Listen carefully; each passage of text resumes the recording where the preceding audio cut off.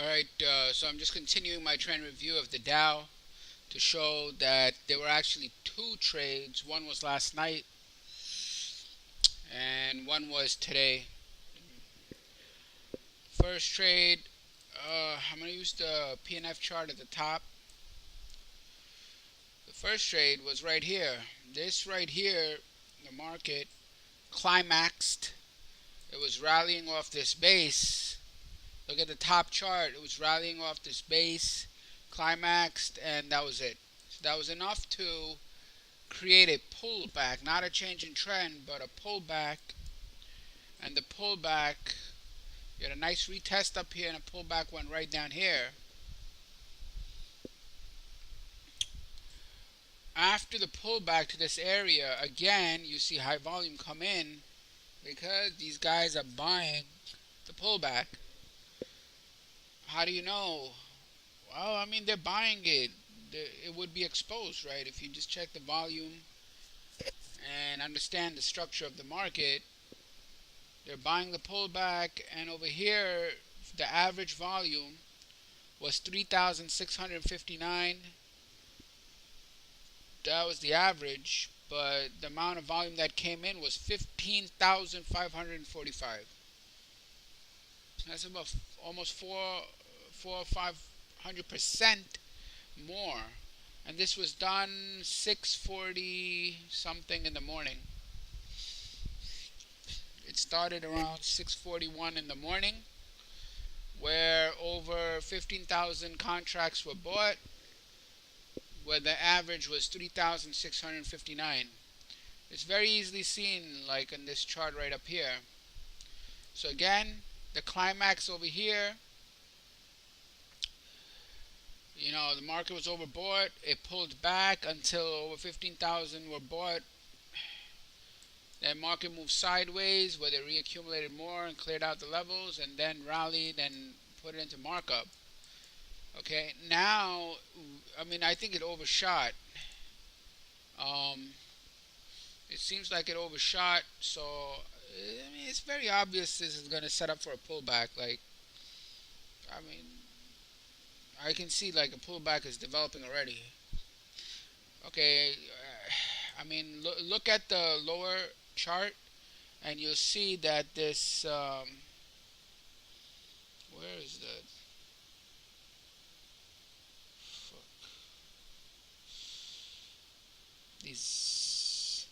this bar right here, in that area, you have you have the markets that's starting to move sideways. Okay, and this is a rally. So again, it's going to set up a counter trend move, and I think that that's just in the works. A counter trend move or some type of pullback is going to be very. It's not that hard to trade and see that that's what's developing up here. You can see very clearly that it's rallied and now it's basing out, and it's basing out on top of a rally, right? So chances are it's going to revert to the mean. So that's the type of trade.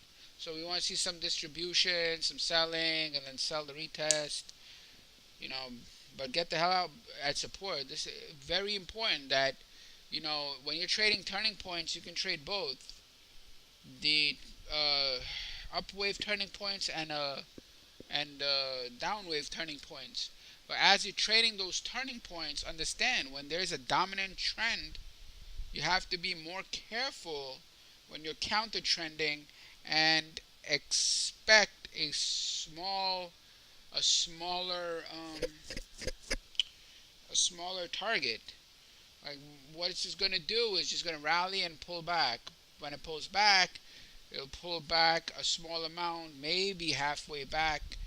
But in strong trends, you might only have like a 38% or like a pullback to a moving average or something. So the pullback, don't get greedy and have huge targets. The targets must be different when you have a strong trend in play versus a counter trend turning point. Because if you want to trade both sides of the rotation, that's the way you do it. And look, you see it like this move was pullback was 40 from 240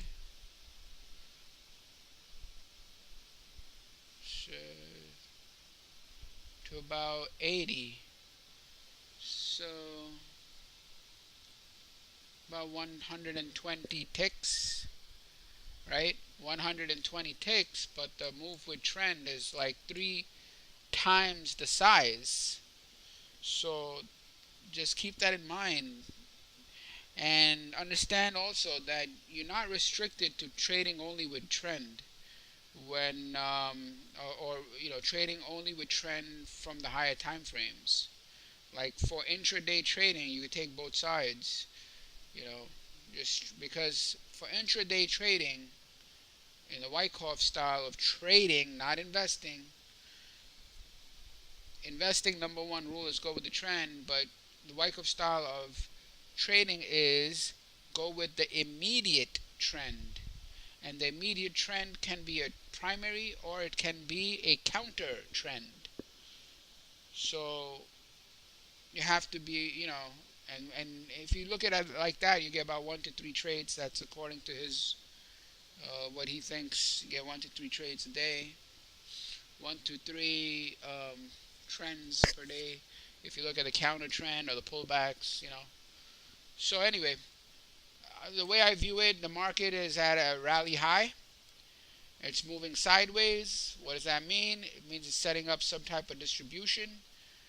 And this is not major distribution, folks. Like, I'm not talking about distribution like, oh, it's like in that diagram. I'm not talking about that. I'm talking about enough distribution to cause a pullback, not markdown. Okay, distribution accumulation occurs on rallies and pullbacks within any type of trend.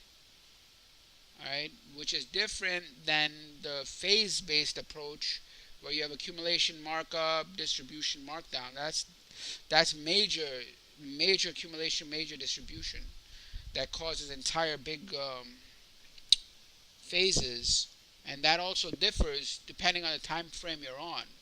Like on a daily chart versus a 5-minute chart, the markup is different, obviously, right? So over here, I view it as this is a rally high. I want to see sideways action, which I'm seeing very clearly on point figure chart. And the volume is coming in slowly, build it, and then I want to see a pullback and see if that's tradable. I think it's going to be tradable though. Like from my own gut feel, like it's I can tell like above here. Take a look at this 0 0 0 0. Now that means there's lack of demand up there, but still it's after hours trading, and I can't like confirm that yet without doing more, getting more data. And also there is no sign of weakness yet. No sign of weakness on the smaller time frames.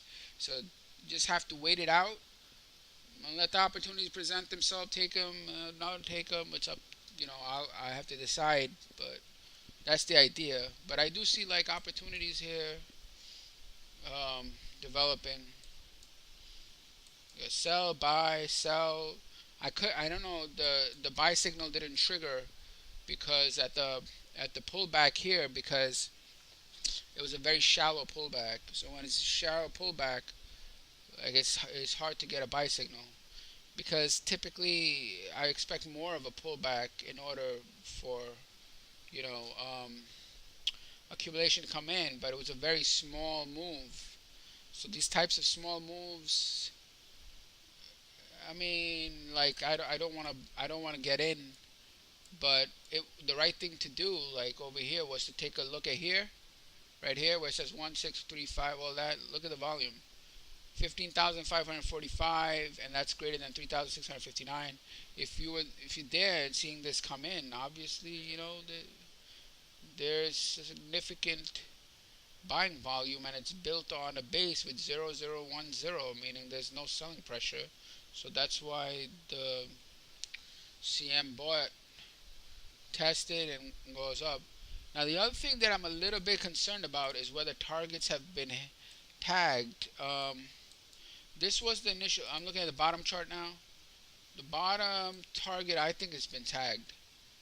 Okay, so if I extend this base, now we have a new target.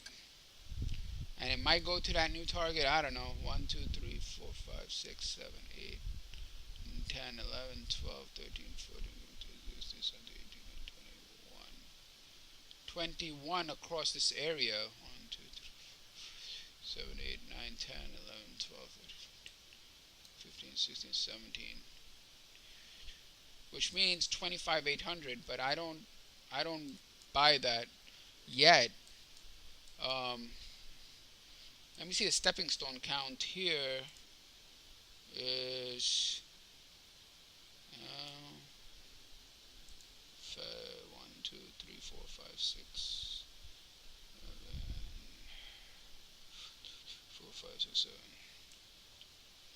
4, 5, 6, 7. Let's see 25.6. I'm not really sure, but there is a stepping stone count that I can see. The only thing I'm thinking about now is I'm expecting a counter trend. So I mean, just wait and let the market develop and show its hand, and that's all you can really do. So when it shows its hand, opportunities will present themselves. That's all, folks. Have a good night. Bye.